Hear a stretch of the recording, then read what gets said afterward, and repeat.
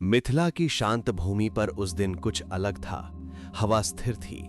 आकाश जैसे किसी अदृश्य रहस्य को थामे खड़ा था। राजमहल के विशाल स्तंभों के बीच एक गहरी चुप्पी पसरी हुई थी, मानो समय स्वयं ठहर गया हो। और उसी चुप्पी को भेदते हुए एक प्रश्न जन्म लेने वाला था। एक ऐसा प्रश्न जो मनुष्य के हजारों वर्षों से जमे विश्वासों को जड़ से हिला देगा। राजा जनक अपने सिंहासन पर विराजमान थे, पर आज उनके नेत्रों में वैसी स्थिरता नहीं थी। भीतर कुछ अशांत था, कुछ ऐसा जो राजसी वैभव और ज्ञान की सीमाओं से परे था। उन्होंने अनेक ऋषियों से शास्त्र सुने थे, धर्म के नियम जाने थे, क्या पाप है क्या पुण्य है, सब कुछ। पर आज ये सब उन्हें अधूरा लग रहा था। तभी सभा के द्वार पर एक आकृति प्रकट हुई, शरीर से विकृत पर आभा से दीप्तिमान। वो बालक नहीं था, वृद्ध भी नहीं, वो था अष्टावक्र। उसका हर कदम मानो इस संसार की परिभाषाओं को चुनौती दे रहा था। सभा में बैठे विद्वान उसकी देह को देखकर मुस्कुरा उठे, कुछ ने उपहास किया। पर अष्टावक्र की दृष्टि शांत थी। वो किसी बाहरी संसार को नहीं, भीतर के सत्य को देख रहा था। राजा जनक ने उसे देखा और एक अनजानी श्रद्धा से भार उठे। उन्होंने सिंहासन से उतरकर अष्टावक्र का स्वागत किया। उस क्षण जैसे सारी औपचारिकताएं मिट गईं, केवल प्रश्न और उत्तर का एक पवित्र संबंध रह गया। और तब जनक ने वो प्रश्न पूछा जो युगों से मानव को उलझाता आया है। हे मुनि, ये बताइए, जो पाप करता है क्या वो वास्तव में गलत है? सभा में सन्नाटा छा गया। ये प्रश्न साधारण नहीं था, ये धर्म और अधर्म की जड़ों को हिला देने वाला प्रश्न था। अष्टावक्र ने जनक की ओर देखा। उनकी आंखों में कोई आश्चर्य नहीं था, केवल करुणा थी। एक धीमी मुस्कान उनके अधरों पर आई, जैसे वे जानते हों कि यह प्रश्न उत्तर से अधिक एक जागरण है।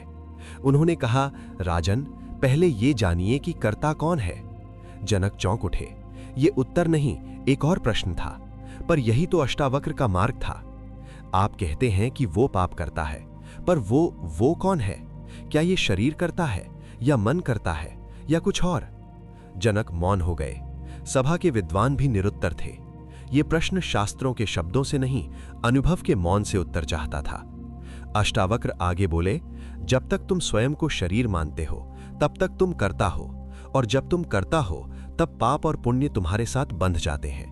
पर जिस क्षण तुम जान लेते हो कि तुम ना शरीर हो ना मन, तब कर्तापन समाप्त हो जाता है। उनकी वाणी धीमी थी, पर उसमें एक गूंज थी, जैसे किसी गहरे गर्त से उठती हुई। राजन, आत्मा न कुछ करती है न कुछ भोगती है, वो केवल साक्षी है, निष्क्रिय, शुद्ध, अचल। जो कुछ भी होता है वो प्रकृति के गुणों द्वारा होता है, और अज्ञान में मनुष्य स्वयं को ही कर्ता मान लेता है। सभा में बैठे लोग अब स्तब्ध थे। ये ज्ञान उनके सीखे हुए धर्म से बिल्कुल भिन्न था। अष्टावक्र ने कहा, जब कोई व्यक्ति पाप करता है तो वास्तव में उसका मन और उसके संस्कार ही क्रिया करते हैं, पर आत्मा जो उसका वास्तविक स्वरूप है वो अछूती रहती है। जनक के भीतर कुछ टूटने लगा था, या शायद कुछ नया जन्म लेने लगा था। तो क्या इसका अर्थ ये है कि पाप करने वाला गलत नहीं है? उन्होंने फिर पूछा। इस बार उनकी आवाज में गहरी जिज्ञासा थी। अष्टावक्र ने शांत स्वर में उत्तर दिया, गलत और सही, पाप और पुण्य, ये सब मन के बनाए हुए द्वंद्व हैं। जब तक मन है तब तक ये द्वंद्व रहेंगे, पर जो मन से परे चला जाता है वो इन सब के पार हो जाता है। उनके शब्दों में कोई तर्क नहीं था, केवल सत्य की अनुभूति थी। राजन, जब कोई अज्ञान में पाप करता है तो वो स्वयं को ही बांधता है। ये बंधन बाहरी नहीं, भीतर का है। पर जब ज्ञान का प्रकाश होता है तो वही व्यक्ति समझ जाता है कि वो कभी बंधा ही नहीं था। सभा का वातावरण अब बदल चुका था। वो उपहास, वो अहंकार, सब कहीं खो गया था।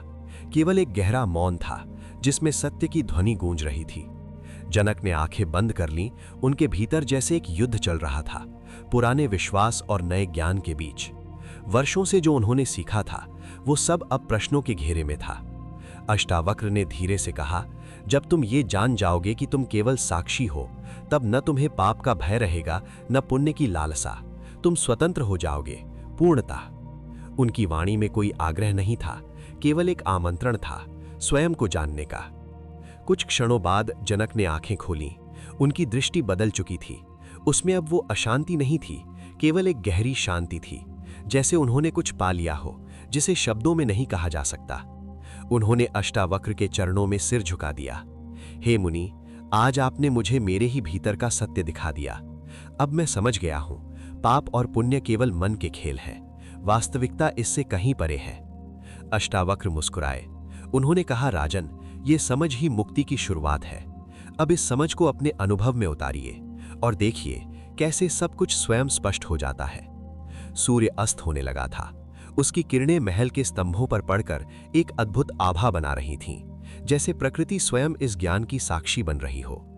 उस दिन मिथिला में केवल एक संवाद नहीं हुआ था, एक चेतना का द्वार खुला था। एक ऐसा द्वार जिसके पार न पाप था न पुण्य, केवल शुद्ध अस्तित्व था।